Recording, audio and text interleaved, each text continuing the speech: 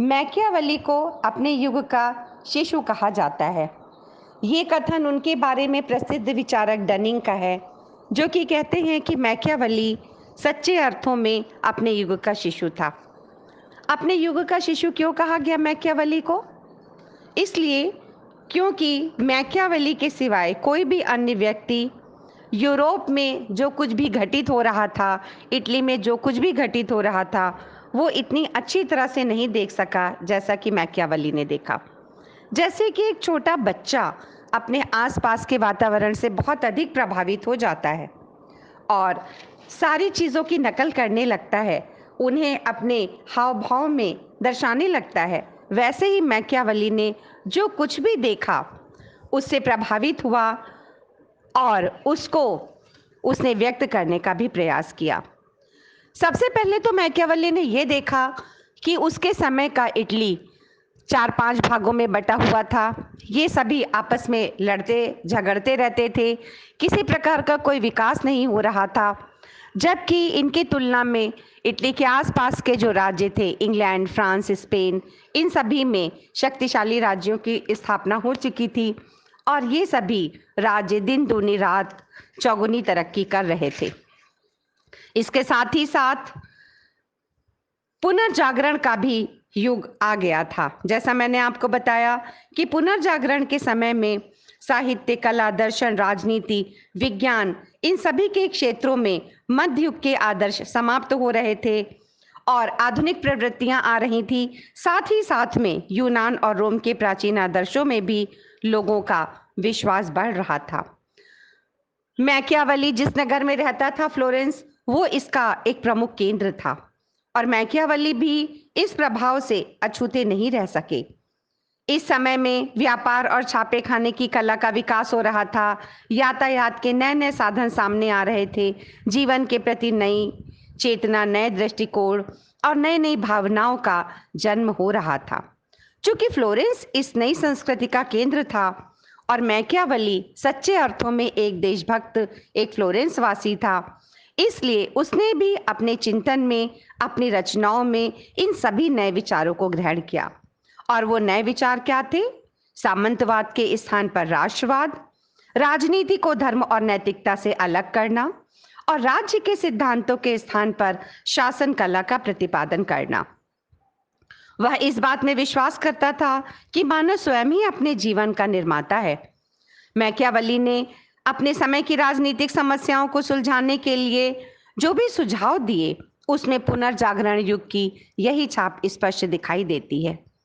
साथ ही साथ मध्यकाल में जो राजनीति धर्म और नैतिकता से बहुत अधिक प्रभावित हो चुकी थी, वहां पर भी मैकियावेली ने नए विचार प्रस्तुत किए। उन्होंने कहा कि व्यक्तिगत जीवन में धर्म और नैतिकता का एक अलग स्थान है, लेकिन एक शासक को इन सारे सिद्धांतों की परवाह न करते हुए अपने राज्य को शक्तिशाली बनाने की चिंता करनी चाहिए। एक नरेश छल बल से भी राज्य और अपने शासन की रक्षा कर सकता है। साथ ही साथ उनके समय में इटली में धार्मिक क्षेत्र में जो भी भ्रष्टाचार पोप और धर्माधिकारियों के जीवन में व्याप्त था, मैकियावेली ने इसकी भी खुलकर आलोचना की। और साथ ही साथ उन्हें जो मानव स्वभाव में भी बुराइयां नजर आईं, चाहे वो वहां के धर्म के अधिकारी हों, चाहे सरकारी कर्मचारी हों, चाहे साधारण नागरिक हों, जिन्हें भी उन्होंने भ्रष्ट आचरण में लगा हुआ देखा, उसकी उन्होंने आलोचना की। एक जगह उन्होंने लिखा है कि मनुष्य में कोई ईश्वरीय गुण नहीं है और ना ही वह कोई नैतिक प्राणी है। वह एक जानवर है और जानवरों जैसी चालाकी और खूंखार प्रवृत्ति ही उसमें दिखाई देती है। ये वो विचार थे जो मैकियावेली के आसपास के इटली में दिखाई पड़ रहे थे और मैकियावेली इन्हीं को ग्रहण कर रहे थे। इसलिए शायद डनिंग का यह कथन उनके बारे में बिल्कुल सही है कि यह प्रतिभा संपन्न फ्लोरेंस वासी वास्तव में अपने युग का शिशु था। एक और विचारक डब्ल्यू.टी. जोन्स ने भी उनके बारे में लिखा है कि मैकियावेली अपने युग का श्रेष्ठ निचोड़ है। मैकियावेली को आधुनिक युग का जनक या जन्मदाता भी कहा जाता है। मैकियावेली को आधुनिक युग का जन्मदाता क्यों कहते हैं? क्योंकि आधुनिक युग मैकियावेली की रचनाओं से प्रारंभ होता है और जब आधुनिक युग का प्रारंभ होता है तो साथ ही साथ मध्य युग का समापन भी हो जाता है। वास्तव में मैकियावेली मध्य युग की अनेक धारणाओं से बहुत दूर थे। पहली बात तो वे पोप इत्यादि की तरह से धार्मिक आधार पर किसी भी राजनीतिक साम्राज्य का निर्माण करने के विरोधी थे। उन्होंने किसी भी प्रकार के विश्व साम्राज्य की कल्पना नहीं की। वो यही मानते थे कि राष्ट्रीय राज्य सर्वश्रेष्ठ है और इसे बनाने के लिए एक शक्तिशाली राजा की ज़रूरत है। वो इटली को भी एक राष्ट्रीय राज्य के रूप में विकसित होते हुए देखना चाहते थे। इसके साथ ही मध्य युग में जो दैवीय कानून प्रचलित थे और मानवीय कानूनों को सबसे निम्न स्थान दिया गया, तो उनके दैवीय कानूनों में कोई भी आस्था, कोई भी विश्वास नहीं था। उनका कहना था कि केवल एक राजा ही कानूनों का निर्माण करता है, इसलिए विधि निर्माण के लिए एक शासक ही सर्वोच्च शक्ति है। तो इस तरह से हम पाते हैं कि मैकियावेली के अनेक विचार हैं जो उन्हें मध्य युग से अलग करते हैं। साथ ही साथ उनकी अध्ययन पद्धति भी है जो कि मध्य युग की धार्मिकता और अंधविश्वास से भरी हुई अध्ययन पद्धति से बिल्कुल अलग थी। उन्होंने एक तरह से कहा जाए तो राज्य की संप्रभुता का भी सिद्धांत प्रतिपादित किया। सिद्धांत रूप में तो नहीं, क्योंकि सिद्धांत रूप में यदि हम देखते हैं तो सबसे पहले बुद्धा वो विचारक थे जिन्होंने संप्रभुता का सिद्धांत हमें दिया कि प्रभु सत्ता नागरिकों और प्रजाजनों के ऊपर वो सर्वोच्च शक्ति है जो स्वयं विधि द्वारा नियंत्रित नहीं होती है, विधि द्वारा मर्यादित नहीं होती है। इस प्रकार का कोई भी सिद्धांत मैकियावेली ने नहीं दिया, लेकिन जिस प्रकार के राज्य का प्रतिपादन उन्होंने किया है वो संप्रभुता संपन्न आधुनिक राज्य हैं। उन्होंने संप्रभुता की कोई परिभाषा नहीं दी, लेकिन फिर भी उन्होंने राज्य को सर्वोच्च संस्था माना जिसके अधीनता में सारे व्यक्ति और सारी संस्थाएं रहती हैं। उन्होंने राजनीति का धर्म और नैतिकता से अलगाव कर दिया और कहा कि धर्म और नैतिकता का व्यक्ति के व्यक्तिगत जीवन में अपना स्थान हो सकता है, लेकिन एक शासक को तो केवल राज्य की सुरक्षा की चिंता करनी चाहिए। इसके अलावा आधुनिक युग की एक और प्रबल विचारधारा थी व्यक्तिवाद का समर्थन, और इस विचारधारा को भी मैकियावेली ने अपनी रचनाओं में प्रतिपादित किया। उन्होंने इस विचारधारा के अनुसार ही अपने शासक को परामर्श दिया कि प्रजाजन की संपत्ति को किसी भी दशा में उनसे छीनना नहीं चाहिए। व्यापार के विकास के लिए सारे आवश्यक प्रयत्न किए जाने चाहिए। मैकियावेली को इस दृश्य से भी व्यक्तिवाद का संदेशवाहक कहा जा सकता है कि उन्होंने मानवीय व्यक्तित्व को चर्च के प्रभाव से अलग करके उसे पुनर्स्थापित करने की चेष्टा की। मैकियावेली संघ राज्य के प्रथम विचारक हैं। उनकी अध्ययन पद्धति आधुनिक है। कहीं कहीं पर हो सकता है कि मैकियावेली की विचारधारा में मध्य युग की कुछ बातें थोड़ी बहुत दिखाई पड़ जाएं, लेकिन ज़्यादातर यही है कि उनके राजनीतिक दर्शन में आधुनिक युग की प्रवृत्तियां ही दिखाई देती हैं और उन्हें काफ़ी सीमा तक आधुनिक युग का जन्मदाता कहा जा सकता है। W.T. जोन्स ने भी लिखा कि मैकियावेली किसी भी अन्य व्यक्ति की अपेक्षा और इस तथ्य के बावजूद कि वह कठिनाई से ही एक राजनीतिक सिद्धांतवादी है, आधुनिक राजनीतिक दर्शन का जनक है।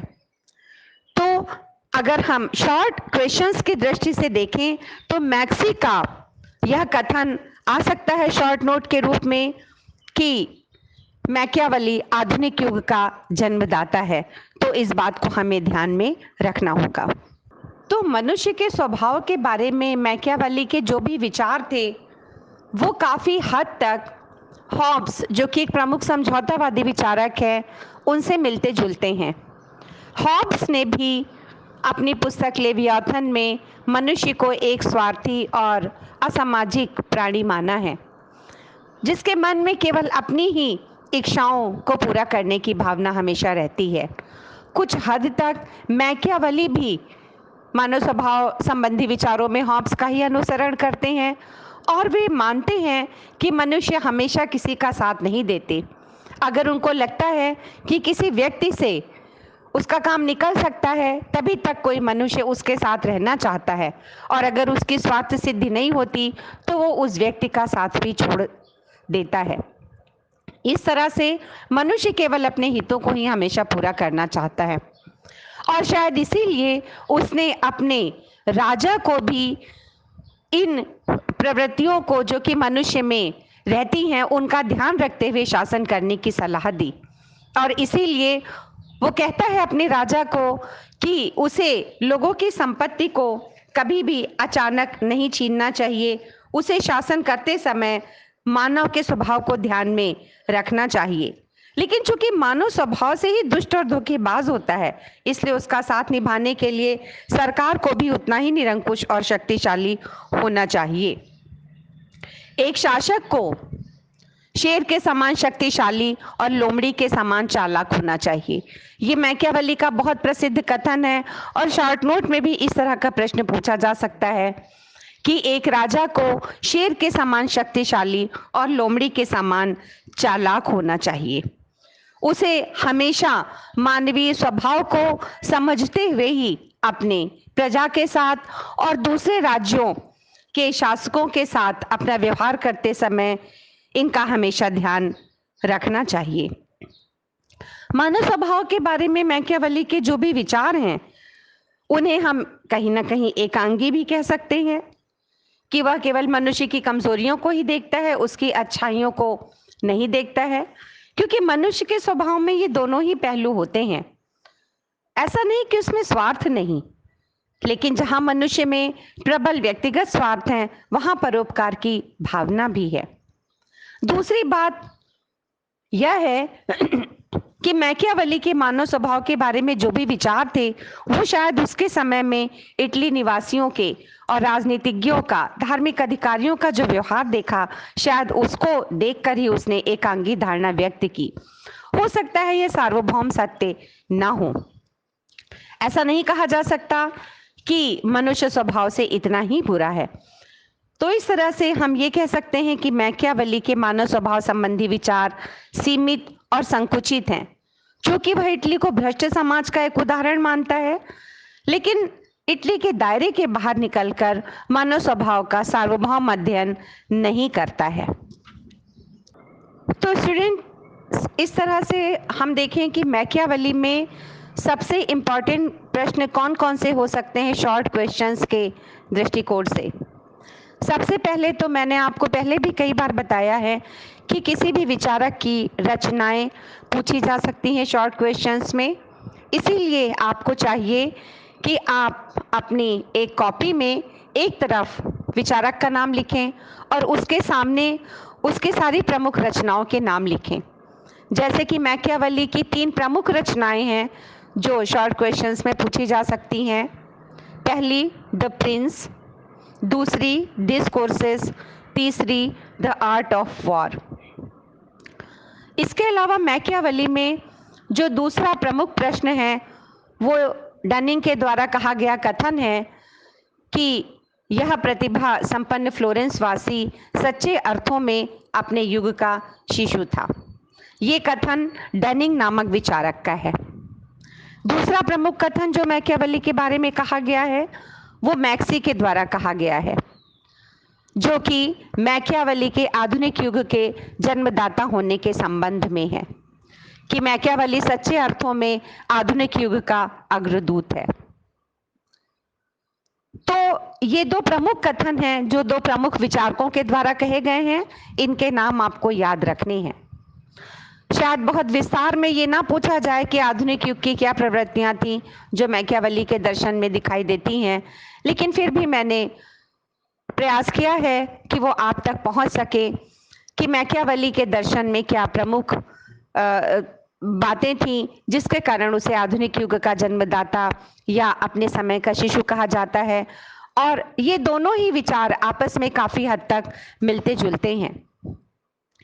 इसके अलावा कुछ अन्य प्रसिद्ध कथन हैं जो मैकियावेली ने स्वयं कहे हैं, जो कि उसने अपने राजा को सलाह देते हुए कहा कि एक राजा को शेर के समान शक्तिशाली और लोमड़ी के समान चालाक होना चाहिए। एक राजा को तो अपने राज्य की सुरक्षा की चिंता करनी चाहिए, साधन तो हमेशा आदरणीय ही समझे जाएंगे। इस बारे में मैंने आपको कई बार बताया कि धर्म और नैतिकता को लेकर मैकियावेली के विचार दो प्रकार के हैं। वो नैतिकता को दो भागों में बांट देता है। एक तो साधारण नागरिकों की नैतिकता, उनके लिए नैतिकता के पैमाने दूसरे हैं। वे अपने व्यक्तिगत जीवन में धर्म और अधर्म जैसे सिद्धांतों के अनुसार निर्णय करें कि उन्हें क्या करना चाहिए और क्या नहीं करना चाहिए। दूसरी तरफ आती है शासक की नैतिकता। शासक का सबसे बड़ा प्रयास है कि उसका राज्य सुरक्षित रहे, उसके नागरिक शांतिपूर्ण ढंग से जीवन जीते रहें और इसके लिए उसे कुछ भी प्रयास करना चाहिए। यहाँ पर नैतिकता और अनैतिकता के सिद्धांत उसका रास्ता नहीं रोकते, वो जैसे चाहे वैसे कदम उठा सकता है। तो ये कुछ प्रसिद्ध कथन हैं जो मैकियावेली ने स्वयं कहे, धर्म और नैतिकता के बारे में, व्यक्ति के स्वभाव के बारे में, शासक के आचरण के बारे में। ये मैकियावेली के संबंध में पूछे जा सकते हैं। तो आशा है कि आपको कुछ शॉर्ट क्वेश्चंस को लेकर कुछ स्पष्टता हुई होगी कि किस तरह से आपको मैकियावेली को लेकर अपने शॉर्ट प्रश्न तैयार करने हैं।